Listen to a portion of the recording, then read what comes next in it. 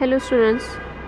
Okay, so today we are going to start our new chapter, that is the psychopharmacological agents. Okay, so this chapter is also come under the drugs acting on the CNS category. Okay, so CNS च्या under जे आपण sedative hypnotics वगैरे हे जे points बघितले same कॅटेगरीच्या under हा chapter येतो, that is the psychopharmacological agents. Okay, so these are the agents. त्याच्या नावातच तुम्हाला लक्षात येते psychopharmacological means these are the agents और these are the drugs which are use in a treatment of a mental illness. Okay, so mental इलनेसमध्ये जे drugs use केले जातात त्याच्यासाठी जी ट्रीटमेंट दिली जाते पर्टिक्युलर त्याच्याबद्दल आपण इथे बघणार आहे. Okay, so what are the psychopharmacological agents. Okay, so the psychopharmacological agents or the psychotropic drugs are those having the primary effect on the psyche, or which is also called as a mental process, and are used for the treatment of the psychiatric disorder. Okay, so these are the agent which are used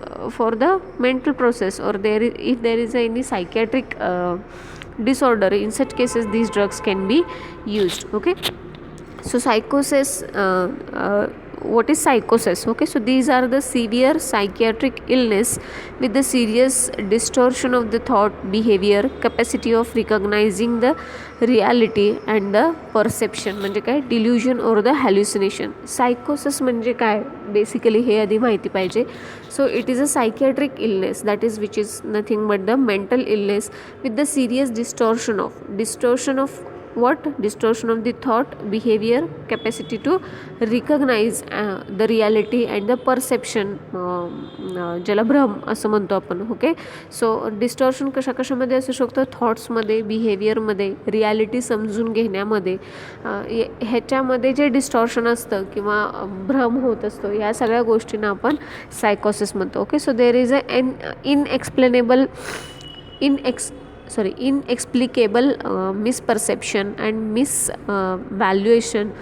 The patient is unable to meet the ordinary demands of the life. Okay, so misperception असतं, misvaluation असतं, ते judgement करू शकत नाहीत गोष्टींमधलं. So जे ordinary गोष्टी आहेत लाईफमधल्या ते पण ते इझिली परफॉर्म करू शकत नाहीत. So they cannot or unable to meet the ordinary demands of life. म्हणजे बेसिक गोष्टी ज्या डे टू डे लाईफमध्ये परफॉर्म कराव्या लागतात, बोलणं असेल, वागणं असेल, हे सुद्धा ते करू शकत नाहीत. त्याला सायकोसिस असं बोललं जातं. Okay, so depending on the primary use the psychotropic drug may be grouped in to the different classes. Okay, so first one is the antipsychotic drugs. Okay, so use कुठे करायचा आहे आणि कसा त्याचा यूज पाहिजे त्याच्यावरती काय केलं जातं, हे ड्रग ग्रुप केले जातात. सो अँटीसायकोटिक, अँटी मॅनिक म्हणजे त्याच्यामध्ये पण फरक असतात. Antidepressant. Okay, so if patient have a mental illness, in such cases we cannot prescribe him a antidepressant drug. Okay, so तिथे पर्टिक्युलर कॅटेगरी आहे त्यानुसार ते ड्रग्स काय केलेले आहेत, डिस्ट्रीब्यूट केलेले आहेत. Okay, so antipsychotic means it is also called as a neuroleptics which is very common word, ataractic and the major tranquilizers. Okay, so these are useful in all types of functional psychosis, especially schizophrenia. Okay, so schizophrenia is kind of a disease, or it is kind of a mental illness. Okay, so which is very common. Okay, so हे जे drugs आहेत ज्याला neuroleptics, अटॅरॅक्टिक और the major ट्रँक्विलायझर्स असं सुद्धा त्याला बोललेलं आहे. Okay, so these are the antipsychotic drugs, or which are also called as a neuroleptics. Okay, next one is the anti-manic. Okay, so anti-manic are not the antipsychotic, these are the mood stabilizer. फक्त mood काय करतात, हे इलिव्हेट करतात. Okay, so these are used to control the mania and to break the cyclic affective disorder. Okay, or to break into cyclic affective disorders. Okay, so जे मॅनिया आहे म्हणजे mood elevation होत असेल किंवा डिप्रेशन होत असेल अशा केसेसमध्ये किंवा मूड स्टॅबिलायझेशनचे हे ड्रग्स काय करतात, काम करतात. Okay, next one is the anti depression. These are used for the minor as well as the major depressive illness, phobic state और the obsessive compulsive behavior and the certain anxiety disorder. Okay, so these are the yes, obviously used for the depression. So whether it is a major or a minor, for both kind of depression it can be used. Then the phobic state म्हणजे जर जे घाबरतात बघा depression आल्यानंतर, म्हणजे phobia म्हणजे घाबरणे. Okay, obsessive compulsive behaviour असेल पर्टिक्युलर, तर असे ड्रग्स काय केले जातात, यूज केले जातात. Next one is the anti anxiety drugs, ज्याला आपण बघितलेलं आहे anxiolytics or the sedatives and the minor tranquilizers. Okay, so these are also the tranquilizer but these are in minor quantity used for the anxiety and the phobic states. Okay, next one is the psychotomimetic. Okay, so which are also called as a psychedelic or the psychodysliptics or the hallucinogen. Okay, so they are used therapeutically but produce psychosis like the state. Majority of them drugs are abused, for example cannabis and the LSD. so cannabis बद्दल आपण study केलेला आहे. For अब्युजमेंट हे drugs जे आहेत हे majorly use केले जातात. सायकॅटोमायमेटिक सारखा इफेक्ट म्हणजे जो मेंटल इलनेस आहे तसा त्यासारखा ते इफेक्ट प्रोड्यूस करतात. ओके, सो हे जे क्लासिफिकेशन किंवा हे जे ग्रुप्स आहेत हे तुम्हाला कधी विचारले जाणार नाही. These are only for your acknowledgement. Okay, so classification typical antipsychotic. So there are different classes in the classification. There are total 3 classes. First one is the typical antipsychotic, second one is the atypical antipsychotic, and third one is the miscellaneous. Okay, so first one is typical antipsychotic, have again the 3 classes: phenothiazine, butyrophenones, and the Ralphie alkaloids, out of which Ralphie alkaloids we have studied properly. Okay, so phenothiazine contain the chlorpromazine, thioridazine, and the flufenazine. Okay, butyrophenones contain the haloperidol, fluperidol, and Ralphie contain obviously rezerpine. Okay, so phenothiazine मतलब chlorpromazine आहे, it is very common drug और very तुम्ही जर मार्केटमध्ये गेला तर खूप पटकन तुम्हाला हे ऑब्झर्व होईल drug. Okay, so butyrophenone, haloperidol and the fluperidol. Okay, then next one is the atypical antipsychotic which is nothing but the clozapine and olanzapine and miscellaneous pimozide. So these are the 3 classes which are come under the classification of the antipsychotic drugs or psychopharmacological agents. Okay, next we will see the mechanism of action. Okay, so here we are going to see the mechanism of action in very short. Okay, so हे जे याच्यामध्ये तुम्हाला majorly जे classification आहे किंवा dose आहे किंवा adverse effect याच्यावरती थोडंसं कॉन्सन्ट्रेट करावं लागेल या चॅप्टरमध्ये. आता आपण इथे जे मेकॅनिझम ऑफ ॲक्शन बघणार आहे इट इज कॉमन आहे. ओके, कॉमन बघणार आहे. पर्टिक्युलरली आपण फिनोथायझिनचं काय किंवा ब्युटेरोफिनॉनचं काय हे स्पेशली आपण बघणार नाही, आपण जस्ट कॉमनली त्याचे मेकॅनिझम ऑफ ॲक्शन बघणार आहे.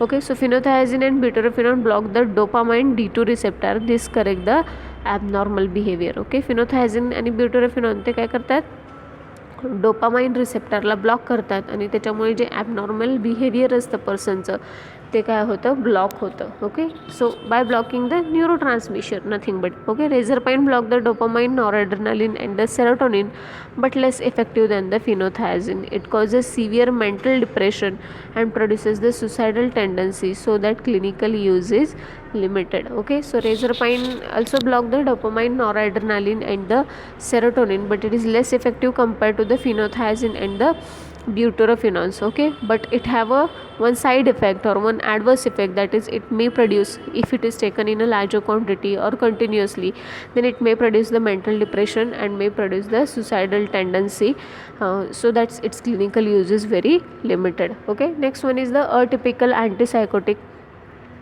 have weak D2 receptor blocking agent. Okay, so atypical antipsychotic जे आहेत ते सुद्धा यूज केले जातात but it have a weak blocking action. Okay, weak D2 receptor blocking action.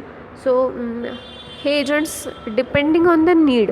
Okay, so पेशंटची कंडिशन काय आहे त्याच्यावरती हे काय केले जातात, चूज केले जातात. Okay, so this is about the mechanism of action. Now most important thing is the pharmacological action. Okay, so pharmacological ॲक्शन्समध्ये अगेन सेम आपण वेगवेगळ्या सिस्टीमवरती याचा इफेक्ट कसा होतो हे बघतो. First one is the CNS. Okay, so effects differ in normal and the psychotic individual.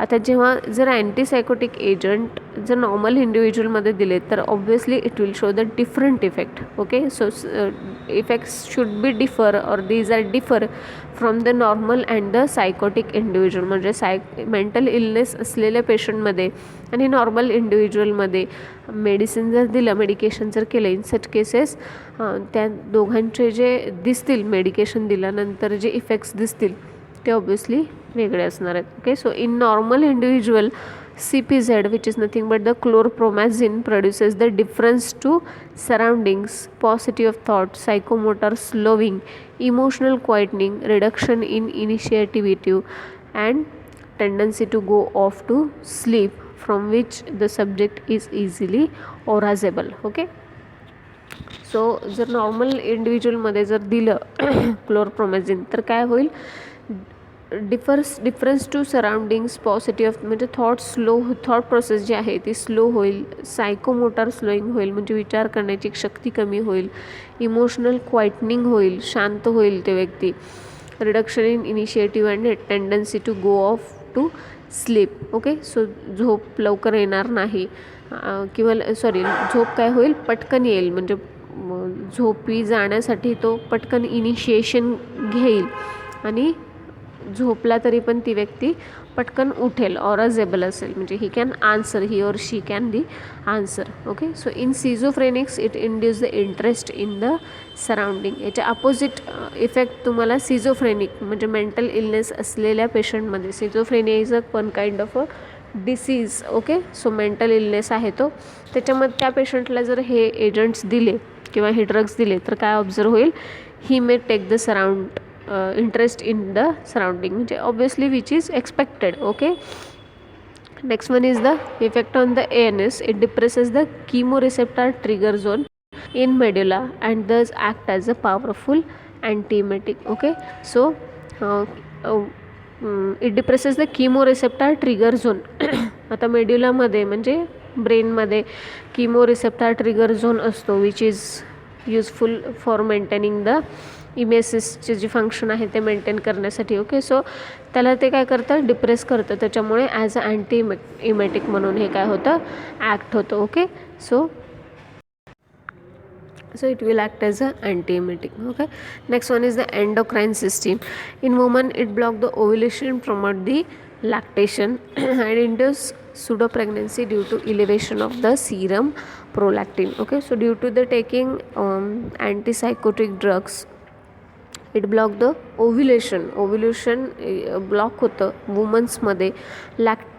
Promote lactation म्हणजे लॅक्टेशन इन्क्रीज होतं due to the increase in the serum प्रोलॅक्टिनचं सिरम जे आहे बॉडीमध्ये ते इन्क्रीज होतं, त्याच्यामुळे ऑब्व्हियसली लॅक्टेशन तिथे इन्क्रीज होतं. As well as pseudo pregnancy induce होते, means false pregnancy feeling woman may feel. Okay, next one is the CVS, effect on the cardiovascular system. It produces the hypotension, primarily postural hypotension observe होतं by a central as well as a peripheral action on the sympathetic tone. Okay, so generally CVS मध्ये hypotension हा major effect इथे दिसतो. Okay, so next is the आणि ते काही drugs त्याची नावं आणि त्याची ब्रँड नेम्स इथे बघणार आहे.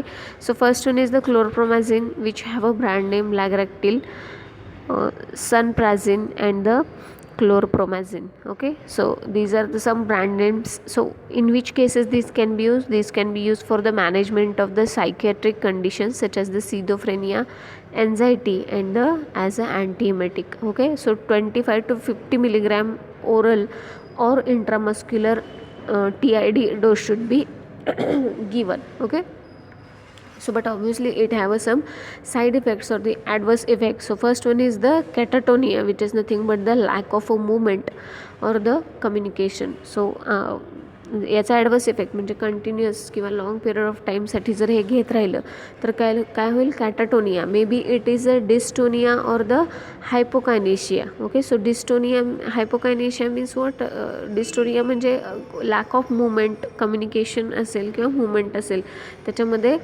कमतरता दिसेल. Parkinson's, cholestatic jaundice which is nothing but the reduction or stoppage of the production of the bile which may cause the jaundice. Then postural hypotension, weight gain, gynecomastia. Okay, gynecomastia, it is nothing but the enlargement of the men's breast due to the hormonal imbalance. That's we have seen, that is, it may cause it cause the increase in the serum prolactin, so it may cause the increase in the or imbalancing the hormones. So it may, due to this, what happen, there is an enlargement in the men's breast, which can be operative, and obviously it is due to the hormonal imbalance. Okay, so in this chapter, this chlorpromazine is one of the important drug.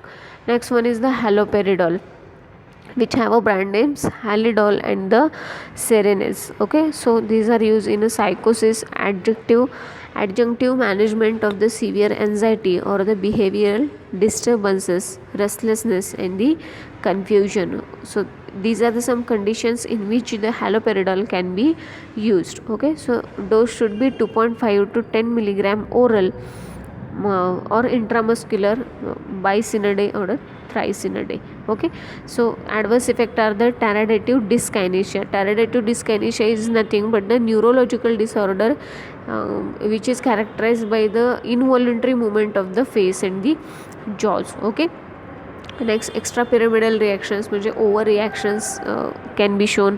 Postural hypotension, leukopenia, that is nothing but the decrease in the WBC count, drowsiness and the anticholinergic side effects. म्हणजे anticholinergic drugs use केल्यानंतर, excessive use केल्यानंतर किंवा long पिरियडसाठी use केल्यानंतर जे side effects दिसतात ते side effects. Okay, so this is about the haloperidol. Next one is the pimozide.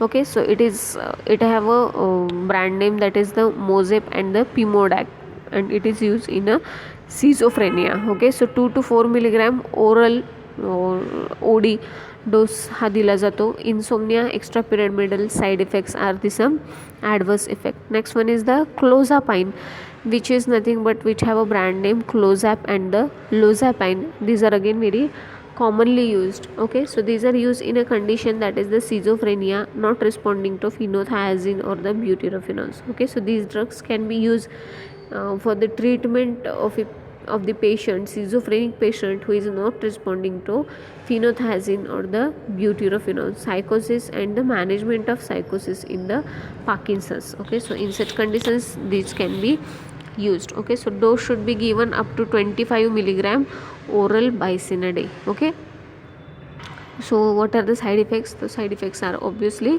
postural hypotension, acute pancreatitis, cholesterol jaundice, confusion, fatigue and transient fever. Okay, so हे जे adverse effect ड्रगची नावं किंवा त्याचे dosage आहेत, दी should be mug up. All of you have to mug up this things. Okay, तुम्हाला पाठच करायला पाहिजे, याला दुसरा काहीही ऑप्शन नाही. क्लासिफिकेशन, ड्रग नेम असेल किंवा ड्रगचे ब्रँड नेम्स असतील किंवा मोस्टली त्याचे ॲडवर्स इफेक्ट, सो हे सगळेच याच्यातले करायला पाहिजे असं मी म्हणणार नाही. जे तुम्हाला इझी वाटतात आणि ज्याचे अर्थ लक्षात राहतात आणि वर्ड्स पण लक्षात राहतात असे तुम्ही ते बाय हार्ट करा. आणि last one is the risperidone. yes, not second last, it is second last one, Reserpidone. So it have a brand name, that is the Respond, and the Respidone, which is used in a schizophrenia and the chronic psychosis. Okay, so the drug should be given 1 to 4 milligram oral once in a day. Okay, so postural hypotension, तुम्ही जर इथं बघितलं तर obviously जे काही त्याचे adverse effect आहेत these are majorly same. Okay, then gynecomastia and the menstrual disorder and the erectile dysfunction, these are the some side effects. Next, last one is the olanzapine, which have a brand name, that is the Olens and the Manza. Okay, so these are used in a management of the schizophrenia and the acute manic episodes. Okay, so the dose should be 2.5 to 20 milligram oral or intramuscular once in a day. Okay, so तुम्ही बघत असाल इथे dose little increase झालेला आहे. It should be up to 20 milligram. Then it shows the side effect, that is the orthostatic hypotension. Orthostatic hypotension आणि postural hypotension both are opposite. Orthostatic म्हणजे if the person is sitting and suddenly if he or she may be stand, then his BP may become low. Okay, B P low होतो म्हणजे hypotension होतं. Hypotension होतं कधी, बसलेलं असेल आणि उठलं अचानक तर. आणि पोस्चरल म्हणजे काय, झोपलेलं असताना हायपोटेन्शन होतं. इन्क्रीज्ड ॲपेटाईट, भूक वाढते, वेट गेन होतं ऑब्व्हियसली त्याच्यामुळे. Okay, somnolence and the peripheral oedema. Okay, so जे इझी वाटतात तेवढेच याच्यातले लक्षात ठेवायचे किंवा बाय हार्ट करायचे. So this is about the antipsychotic drugs. Okay, so there are two points or the to give reasons. Okay, so इथे मी टाईप केलेलं नाही आहे ते, इझिली ते मला इथे घालता आले म्हणून मी घातले. ओके, सो नेक्स्ट टाईम आपण हे टाईप करूनच घेऊयात. So first give reason is the chlorpromazine is called as a lageractyl. Okay, so why chlorpromazine is called as a lageractyl? Lageractyl का बोललं जातं ह्याला, sorry, largactyl. Okay, it's largactyl. So the reason or the answer is chlorpromazine is a antipsychotic drug possessing wide variety of pharmacological actions. Okay, chlorpromazine आपल्याला माहिती, it is an antipsychotic drug, but it have a wide variety of the pharmacological action. So majorly in the patient of the psychosis, it produces the psychomotor slowing, emotional quietening and correct the irrational behavior. It reduces the unpleasant emotional state in anxiety. Okay, so if the patient is under the psychosis or under the mental illness, then it produces the psychomotor slowing, emotional quietening and correct the irrational behavior. If the patient is feel anxiety, in such cases it reduces the unpleasant emotional state. It depresses the CTZ, okay, chemoreceptor trigger zone, and act as a antiemetic. Okay, so it decreases also the blood pressure by decreasing the sympathetic tone. Sympathetic tone decrease करून म्हणजे sympathetic nervous सिस्टीमचा sympathetic nervous सिस्टीमला depress करून हे काय करतं, blood प्रेशरसुद्धा कमी करतं. सिझोफ्रेनिक फिमेल असेल, so it may develop the pseudo pregnancy, and if it is a male then it produce the gynaecomastia. Okay, so जर सिझोफ्रेनिक पेशंट असेल, फिमेल असेल, तर सुडो प्रेग्नन्सी म्हणजे फॉल्स प्रेग्नन्सी होऊ शकते, दिसू शकते. Means patient may a person or female may feel that she is a consuming. Okay, so she is a conceiving, sorry, so conceiving आहे असं तिला फील होतं. मेलमध्ये तर ऑब्व्हियसली आपण बघितलं आहे gynaecomastia means enlargement of the breast which is due to the imbalance of the hormones. Okay, so and last one is it also show the antihistaminic, anticholinergic and the anti-adrenergic activity. So हे एवढे जास्त pharmacological actions दाखवतो. That's why it is called as a Largactil. Okay, sorry, largactyl. Okay, so as a chlorpromazine possesses large number of a pharmacological action, hence it is called as a largactyl. Okay, so these are the some reasons. And now next one is that there are two more. Okay, so chlorpromazine is not effective against the vomiting of motion sickness. Okay, so motion sickness जेव्हा होतो, motion सिकनेसमध्ये होतो म्हणजे काय होतं, जेव्हा तुम्ही travel करत असता तेव्हा बसमध्ये असेल किंवा ट्रेनमध्ये बसल्यानंतर बऱ्याच जणांना वॉमिटिंग होतं. तर या मोशन सिकनेसमध्ये वॉमिटिंग जे होतं त्याच्यावरती क्लोरप्रोमॅझिन इफेक्टिव्ह नाही आहे. ओके, म्हणजे मोशन सिकनेस होतं आहे म्हणून जर तुम्ही क्लोरप्रोमॅझिन घेत असाल, in such cases it will not show its effect. So Y ते आपण बघूयात. Okay, so motion sickness is a syndrome कॅरेक्टराइज्ड by the vertigo, nausea and the vomiting during the travel. Okay, so chlorpromazine act by depressing the CTZ but has no action on the vomiting center. Okay, so chemoreceptor trigger zone जे आहे याच्यावरती त्याचा effect असतो. जो vomiting centre आहे ब्रेनमध्ये तिथे त्याचा कोणताही इफेक्ट दिसत नाही. ओके, सो हे डिप्रेस कशाला करतं, CTZला डिप्रेस करतं. वॉमिटिंग सेंटर आहे त्याला ते डिप्रेस करत नाही. मोशन सिकनेसमध्ये काय होतं, वर्टिगो, नॉशिया आणि vomiting these are due to the stimulation of the vomiting centre in to the brain. Okay, so ब्रेनमध्ये जे वॉमिटिंग सेंटर आहे त्याला स्टिम्युलेट झाल्यामुळं मोशन सिकनेसमध्ये वर्टिगो म्हणजे चक्कर येणे, मळमळणे किंवा उलटी होणे जाणवतं. Okay, it is not due to the stimulation of the CTZ. तिथेच CTZचं कोणतंही स्टिम्युलेशन झालेलं नसतं ब्रेनमध्ये म्हणून हे काय करतं, तिथे कोणतीही ॲक्शन दाखवत नाही. So that's why Chlorpromazine is not effective against the vomiting into the motion sickness. Okay, and last one is the razorpine is an antipsychotic drug which act by depleting of dopamine, noradrenaline and the serotonin in the brain. Okay, sorry, question is the razorpine is not effective in a immediate quietening of a manic patient. Okay, so razorpine it is not effective in immediate quietening, म्हणजे immediately ते quietening करत नाही मॅनिक पेशंटमध्ये. तर का? Because razorpine is an antipsychotic drug and it act by depletion of the dopamine, noradrenaline and the serotonin. म्हणजे razorpine हे जे तिन्ही न्यूरोट्रान्समीटर आहे त्याच्यामध्ये that is the dopamine, noradrenaline आणि सेरोटोनिन या तिन्हीचं काय करतं ते डिप्लेशन करतं. Mania is a hyper active mental state. Mania म्हणजे काय? हा हायपर ॲक्टिव्हिटी असते पर्सनची, मेंटल स्टेट त्याची कशी असते? हायपर ॲक्टिव्ह असते. Reserpine stimulates the CNS excessively followed by the severe mental depression. Okay, so reserpine जे आहे ते काय करतं? सेंट्रल नर्वस सिस्टीमला एक्सेसिवली फॉलो करून मग सिव्हिअर मेंटल डिप्रेशन म्हणजे खूप स्लो प्रोसिजर आहे त्याची, स्लोली हे प्रोड्यूस करतात. त्याच्यामुळे इमिजिएटली तिथे कोणतंही क्वाइटनिंग दिसणार नाही. Hence reserpine is not effective in a immediate quietening of a manic patient. Okay, so immediate effect तिथे दिसणार नाही, इमिजिएट क्वाइटनिंग दिसणार नाही. That's why. Okay, so this is about the give reason. Next one is or next point is under this chapter, that is the antidepressant drug. Okay, so obviously these are the drugs which are used in a depressive illness. Okay, so these are the drugs which can elevate the mood in a depressive illness. Depression असेल तर obviously काय असतं? Mood off असतो. मग तो mood इलिव्हेट करणारे जे agents असतात these are nothing but the antidepressants. Okay, so these are used in a treatment of a mental depression are called, these are the drugs which are used in a treatment of a mental depression are called as a antidepressants. Okay, so these drugs act by facilitating the noradrenaline serotonin release and correct the sadness of the mood. Okay, so noradrenaline and serotonin, these are the neurotransmitters which are responsible for the mood elevation. Okay, mood elevation साठी responsible असतात. अशा न्यूरोट्रान्समीटरचं काय करतं हे जे drugs आहेत ते काय करतात? रिलीज फॅसिलिटेट करतात, म्हणजे इन्क्रीज करतात आणि सॅडनेस काय करतात?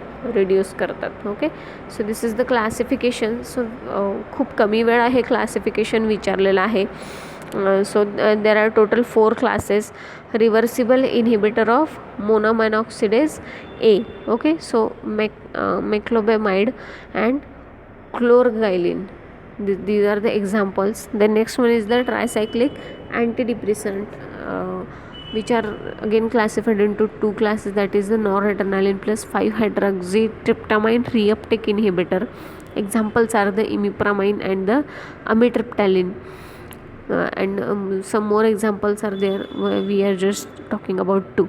Okay, so and next one is the predominantly noradrenaline reuptake inhibitors, which is nothing but the diazepamine, nortriptyline, amoxapine and the reboxetine.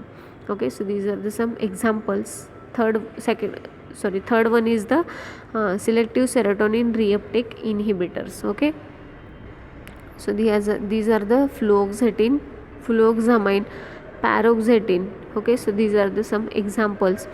Next one is the serotonin and noradrenaline reuptake inhibitors. So these are the venlafaxine and the duloxetine. And the last one is the atypical antidepressant. These are the trazodone and mianserin. Okay, so bupropion. So these are the some examples of the antidepressants. So sometime they may be asked for the classification of the antidepressant drug or the pharmacological action of the antidepressant drugs. Okay, so classification, obviously you have to mug up the things. आता इथे तुम्ही जर नीट बघाल तर इथे काय सांगितलं आहे?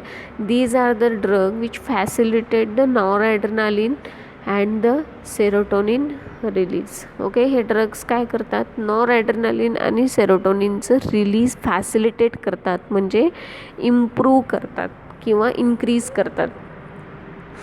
तर आपल्याला बेसिकली आपल्याला कसे ड्रग्स पाहिजेत, असे ड्रग्स जे नॉरॲड्रेनालिन आणि सेरोटोनिनच्या रिलीजला इन्क्रीज करतील, ॲज वेल ॲज असे ड्रग्स पाहिजेत. हे बघा, कोणतंही न्यूरोट्रान्समीटर जेव्हा न्यूरॉन किंवा सिनॅप्टिक क्लेफ्टमध्ये किंवा गॅपमध्ये जेव्हा रिलीज होत असतं, तेव्हा मी तुम्हाला जेव्हा आपण हे काही चॅप्टर चालू करायच्या आधीच एक्सप्लेन केलेलं आहे, सेकंड न्यूरॉनवरती ते काय होत असतात, जात असतात आणि त्या रिसेप्टरला ते बाइंड होत असतात. एक्सेसिव्ह जे न्यूरोट्रान्समीटर्स आहेत, जे एक्स्ट्रा क्वांटिटी तिथे राहिलेले आहेत, एकतर ते परत प्री सिनॅप्टिक नर्व जे आहे त्याच्यामध्ये परत घेतले जातात किंवा डिग्रेड करून टाकले जातात. ओके, सो आता आपल्याला इथे काय पाहिजे, आपल्याला नॉरॲड्रेनालिन आणि सेरोटोनिनची क्वांटिटी थोडक्यात आपल्याला, म्हणजे हे जे 2 अमाइन आहेत ह्याची क्वांटिटी आपल्याला जास्त पाहिजे, की जेणेकरून जो डिप्रेस झालेला मूड आहे तो इलिव्हेट होईल. तो कशाने होतो, या न्यूरोट्रान्समीटरने होतो. तर आपण काय करू शकतो, इथे 2 करू शकतो. एक तर त्याचा रिलीज वाढवू शकतो, बट रिलीज वाढवला तरी जे पोस्ट सिनॅप्टिक नर्व आहे त्याच्यावरती जेवढे काय म्हणतात रिसेप्टर आहेत त्याच्यावरतीच बाइंड होईल आणि तेवढीच ॲक्शन तिथे तुम्हाला दिसेल. बट जो राहिलेला परत तिथे अमाइन्स जेवढे किंवा न्यूरोट्रान्समीटर सिनॅप्टिक क्लेफ्टमध्ये राहिलेले आहेत ते अगेन काय केले जातील, प्री सिनॅप्टिक नर्वने माघारी घेतले जातील. सो ते आपण त्या वेने काम करू शकतो की ते रिअपटेक होणारे जे न्यूरोट्रान्समीटर्स आहेत तो रिअपटेक आपण थांबवू शकतो आणि लार्ज क्वांटिटी आपण तिथे काय करू शकतो, ड्रगची किंवा न्यूरोट्रान्समीटरची वाढवू शकतो किंवा मेंटेन ठेवू शकतो. ओके, सो म्हणूनच आपण याच्यामध्ये जे नाव बघितलेले आहेत क्लासिफिकेशनमध्ये, दीज आर जनरली रिअपटेक इनहिबिटर्स, म्हणजे जे न्यूरोट्रान्समीटर सिनॅप्टिक क्लेफ्टमध्ये अवेलेबल आहेत त्याचं रिअपटेक होऊ द्यायचं नाही. रिअपटेक झाल्याने तर काय होतील, ते जास्तीत जास्त अवेलेबल होतील आणि जास्तीत जास्त त्याची ॲक्शन तिथे आपल्याला दिसेल. Okay, now it's pharmacological action. Okay, so first effect on the CNS. So effect again the differ from the normal individual and as in a depressed person. Okay, so first in normal individual it induces the peculiar clumsy feeling, tiredness, lightheadedness or the sleepiness, difficulty in concentration and thinking and the unsteady gait. Okay, so exactly opposite feelings किंवा effects इथे दिसतील. Tiredness होईल, light headedness म्हणजे डोकं जड आल्यासारखं होईल, sleepiness feel होईल, कॉन्सन्ट्रेशन किंवा थिंकिंगमध्ये डिफिकल्टी होईल, अनस्टेडिंग गेट होईल. So these are the some effects which can be shown in the normal individual, but in case of a depressed patient little acute effect are produced except the sedation in case of drugs which have a sedative property. जर आपण असे drugs देत असेल which have a sedative property, त्याच्यामध्ये काय होईल, sedation जास्तच होणार नाही. But after 2 to 3 weeks continuous treatment घेतली तर काय होईल, the mood is gradually elevated, become more communicative. Okay, so for this the drug should be taken to 2 to 3 weeks, then only it will show its proper effect. Okay, so action on the ANS. Okay, so you can see here that is the most of the tricyclic antidepressant are the potent anticholinergic. They may cause the acute dry mouth, blurring vision and the constipation and the urinary hesitancy as a side effect. Okay, so serious effect on a cardiovascular function are the prominent, occur at a therapeutic concentration and may be dangerous in a overdose. So obviously it produces the tachycardia and the postural hypotension. These are the very common effect which can be shown by the CVS. Okay, so mechanism of action in this reuptake inhibition result in a increased concentration of the amines in a synaptic cleft, both CNS and the periphery. Tentative conclusions are, so जे रिअपटेक inhibitors आहेत त्याचे सेमच आहेत की ते काय करतील, रिअपटेक होऊ देणार नाही. त्याच्यामुळे काय होईल, सिनॅप्टिक क्लेफ्टमध्ये जे कॉन्सन्ट्रेशन आहे अमाइन्सचं ते इन्क्रीज होईल आणि त्याच्यामुळे काय होईल, there is a inhibition of a dopamine uptake correlates with the stimulation action, but it's not primarily involved in a antidepressant action. Okay, so dopamineचं reuptake आहे त्याचं इनहिबिशन होत आहे, but dopamine it is not directly into the antidepressant action. Okay, next one is the inhibition of the noradrenaline and 5-hydroxytryptamine uptake associated with the antidepressant action. So here are some examples. So आपण फक्त याच्यातले पहिले 3 बघणार आहे, पुढचे तुम्ही वाचून घ्यायचे आहेत. So these are very not commonly used, okay, so or not commonly asked questions, that's why I'm taking it very fast. Okay, so first one is the imipramine.